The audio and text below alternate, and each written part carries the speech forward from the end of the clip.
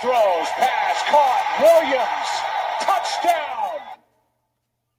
Hello there.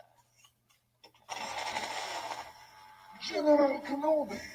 All my exes live in Texas like I'm George Strait. His quarterback, Tom Brady. Avengers!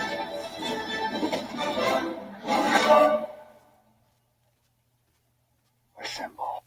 Hello everyone and welcome back to the channel, and thank you for checking out today's video.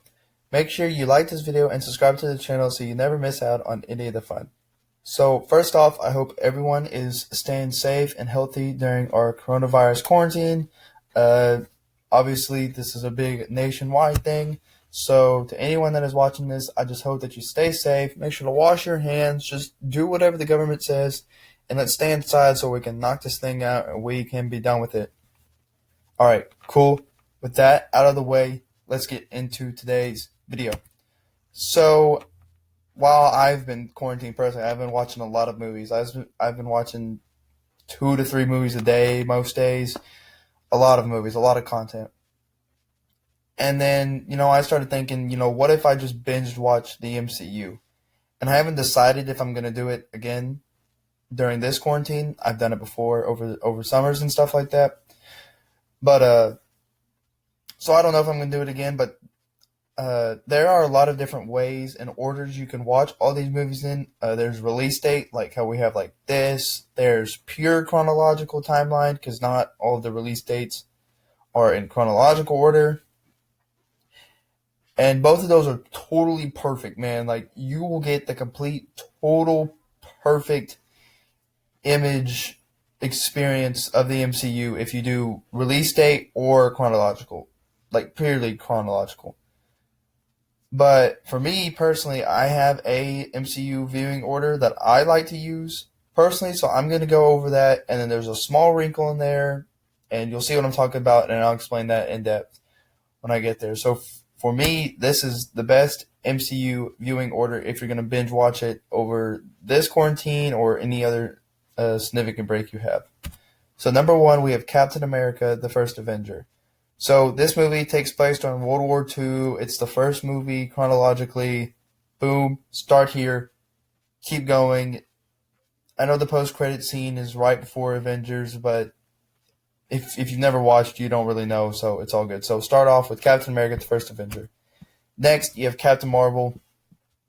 So this movie is set in the 90s. Chronologically, it's the second movie. It explains, obviously, who Captain Marvel is or whatever, and it explains why she hasn't been around, like, during everything else. So that's good. Set in the 90s. Boom. Next.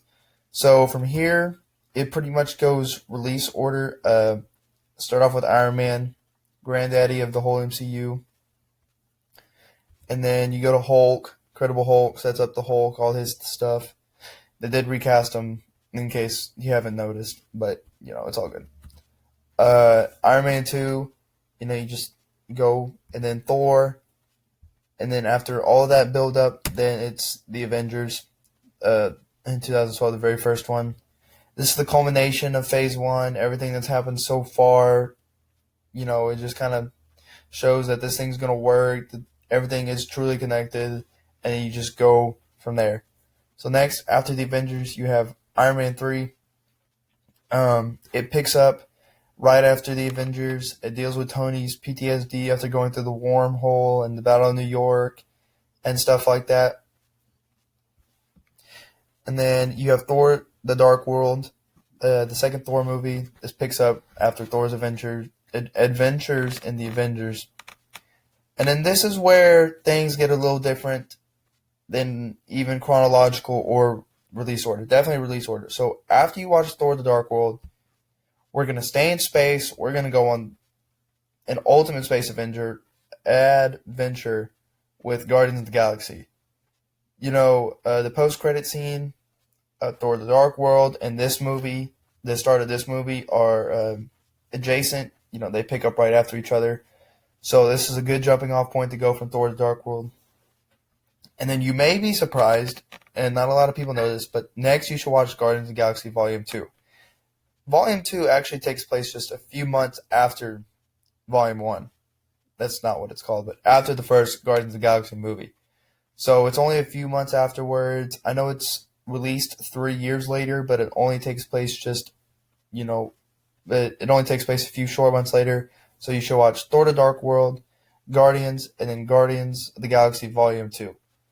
And then once you get done with the epic space adventure for those 3 movies, then we're going to come back down to Earth, the most grounded movie in the MCU for sure, Captain America, The Winter Soldier. This movie also kind of deals with the fallout of the Battle of New York in the first Avengers movie. And then this starts kind of a series of movies that is kind of that starts the downfall of our heroes before everything goes south in later movies. So after The Winter Soldier, watch Age of Ultron. And then after Age of Ultron, watch Ant-Man. And after Ant-Man, you're going to watch Civil War. Everyone that's in Civil War will already have been introduced and well established and everything like that.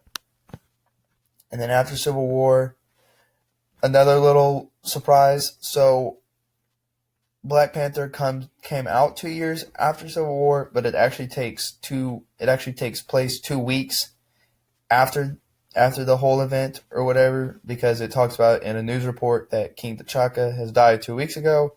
So this movie picks up right after his death and when T'Challa becomes king. So this movie actually takes place 2 weeks after Captain America Civil War, and then after Black Panther. And then these movies are all about, after Civil War, it's just about the movies that deal with the fallout of this event. So Black Panther 2 weeks after Civil War, and then after Black Panther, you're going to watch Spider-Man Homecoming, because this movie takes place a few months after Captain America Civil War. And then you're going to watch Doctor Strange. It doesn't really deal directly with Civil War, but there are a few hints and nods and whatnot to Civil War, so definitely watch this after Black Panther. And you could watch Doctor Strange right after Captain America Civil War, but Black Panther and Homecoming deal more directly with Civil War, so that's why you kind of watch that little arc together.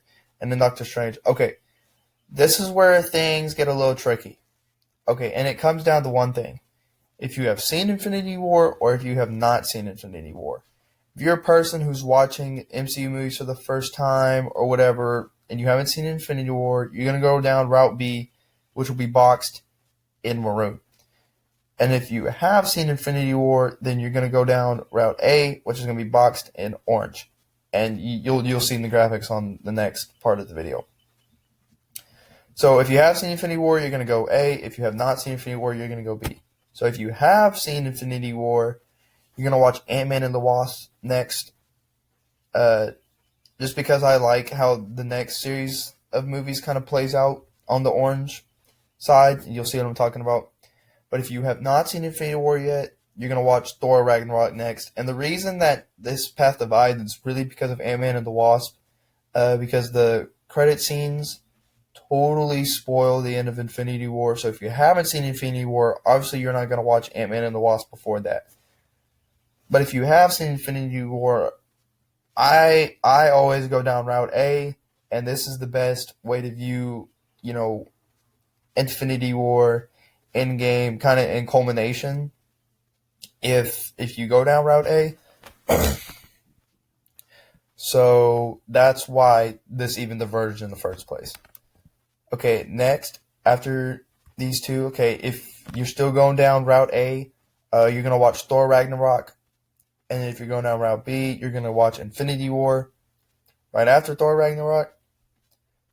And then now, since you know the ending of Infinity War on Route B, you're going to watch Ant-Man and the Wasp next. And then its post-credit scene won't spoil the end of Infinity War because you've already seen it. If you have seen but if you're going down Route A, then right after Ant-Man and the Wasp, then Ragnarok, and then you're going to watch Avengers Infinity War. But regardless of whatever route you go down, you're all going to end up in the same place, and we're going to end up at 22 Avengers Endgame. This is the culmination of everything that's happened so far, even more than Infinity War or anything like that.